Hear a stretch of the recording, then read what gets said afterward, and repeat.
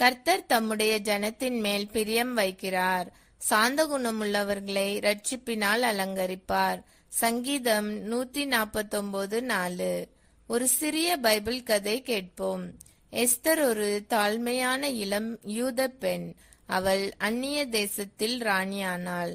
ஆமானின் தீய திட்டத்தால் அவளது மக்கள் அழிக்கப்படும் அபாயத்தில் இருந்தபோது எஸ்தர் அரண்மனையில் அமைதியாகவும் பாதுகாப்பாகவும் இருந்திருக்கலாம்.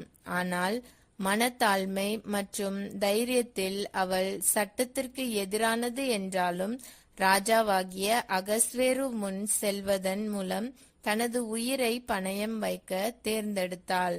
எஸ்தர் உபவாசித்து ஜெபித்து தேவனின் தயவில் நம்பிக்கை வைத்தாள். அவளுடைய விசுவாசத்திலும் மனத்தாழ்மையிலும் தேவன் மகிழ்ந்தார். ராஜாவின் இதயத்தை அவள் பக்கம் திருப்பி ஆமானின் அக்கிரமத்தை அமல்படுத்தி முழு யூத தேசத்தையும் காப்பாற்றி அவளுக்கு வெற்றியை கொடுத்தார். தேவன் தம்முடைய தாழ்மையான ஜனங்களில் மகிழ்ந்து அவர்களுக்கு வெற்றியின் கிரீடம் அளிக்கிறார். நாம் எல்லோரும் ஜெபிப்போம். பரலோக பிதாவே, தாழ்மையுள்ளவர்களிலும் உம்மீது நம்பிக்கை வைப்பவர்களிலும் நீர் மகிழுகிறீர்.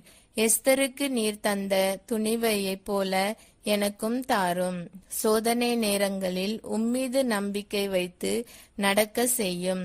என் தாழ்மையில் நீர் எனக்கு வெற்றியின் கிரீடம் அருளி என் வாழ்க்கையால் நாமம் மகிமைப்பட கிருபை தாரும். இயேசுவின் நாமத்தில் ஜெபிக்கிறேன். ஆமேன். இந்த நாள் இனிய நாளாக அமைய வாழ்த்துக்கள்.